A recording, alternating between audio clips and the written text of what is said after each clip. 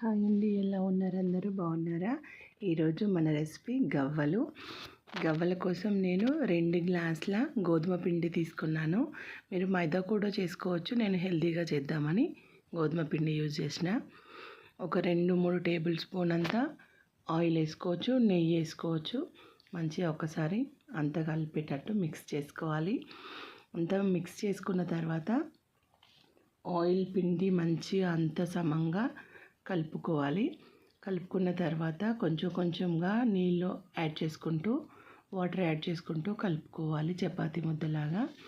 ఎంతో టేస్టీ అయిన మన గవ్వలైతే గుల్లగా రావాలంటే ఇదే అన్నమాట.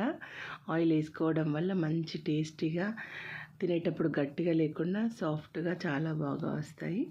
కొంచెం కొంచెంగా వాటర్ యాడ్ చేసుకుంటూ చపాతీ ముద్దలాగా సాఫ్ట్గా పిండినంతా కలుపుకోవాలి. క్వాంటిటీని బట్టి వాటర్ యాడ్ చేసుకోవాలి. మైదాతో అయితే కొంచెం వాటర్ చూసుకొని వేసుకోండి. నేను గోధుమ పిండితోనే చేస్తున్నాను. వాటర్ని చూస్తూ వేసుకొని మంచిగా మిక్స్ చేసుకోవాలి. చపాతీ ముద్దలా అయిన తర్వాత దీన్ని ఒక 10-15 నిమిషాలు, లేకపోతే అర్ధగంట సేపటి దాకా కూడా, గంట సేపు కూడా పెట్టుకోవచ్చు. ఒక పొడి బట్ట కప్పుకొని పక్కకు పెట్టుకోవాలి. ఒక అర్ధగంట సేపు అయినాక తీసుకొని మన ఒక చిన్న దాన్ని ఏమంటారు, గోటి సైజ్ అంతా ముద్ద తీసుకొని మన గవ్వల పీట ఉంటుంది కదా, గవ్వల పీట మీద రౌండ్గా బాల్ చేసుకొని పెట్టి ప్రెస్ చేసి ఇట్లా రుద్దాలి. మంచి గవ్వ అయితే రెడీ అయిపోతుంది. మనం తీసుకున్న క్వాంటిటీ పిండితో ఎన్ని గవ్వలు వస్తాయో అన్ని గల్లి సేమ్ బాల్ లాగా చేసుకొని ఇట్లా అన్నీ తయారు చేసుకోవాలి.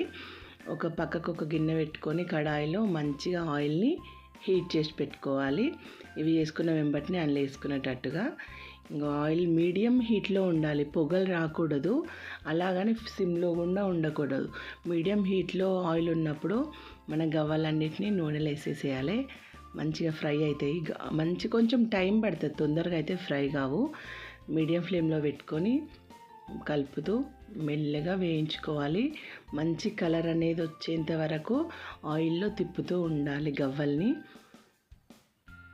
మంచి గోల్డెన్ కలర్ వచ్చిన తర్వాత తీసేయాలి. బాగా కలర్ వచ్చేంత వరకు ఉంచకూడదు, కొంచెం కలర్ వచ్చిన తర్వాత తీసేయాలి. ఇలా కలర్ వచ్చిన తర్వాత తీసేయాలి, ఎందుకంటే అవి వేడి వల్ల ఇంకొంచెం కలర్ వస్తాయి అన్నమాట బయటకు తీసినాక.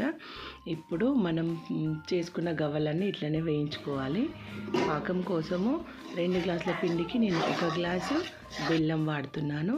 దీంట్లో 1/2 glass tea glass water add చేసిన, నేను ఇలాచీ పౌడర్ యాడ్ చేసిన, 1 స్పూన్ నెయ్యి కూడా యాడ్ చేసిన, అది కనిపిస్తలేదు. దీన్ని మనం బెల్లం కరిగిన తర్వాత టీ ఫిల్టర్ తోటి ఫిల్టర్ చేసుకోవాలి. చెత్త అది ఇది ఉంటుంది కదా, అదంతా వెళ్ళిపోతుంది. టీ ఫిల్టర్ తోటి యాడ్ చేసుకున్న తర్వాత మనం పాకాన్ని అయితే రెడీ చేసుకున్నాను. ఒకసారి చెక్ చేసుకోవాలి పాకాన్ని, లేకపోతే మొత్తం గవ్వలు స్టిక్కీగా సాగుతూ వస్తాయి, మంచిగా ఉండే అన్నమాట తిననీకి.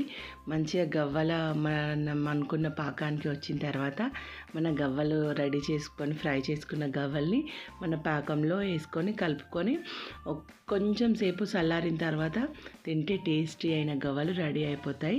నా వీడియో కనుక నచ్చినట్టయితే లైక్ చేయండి, షేర్ చేయండి.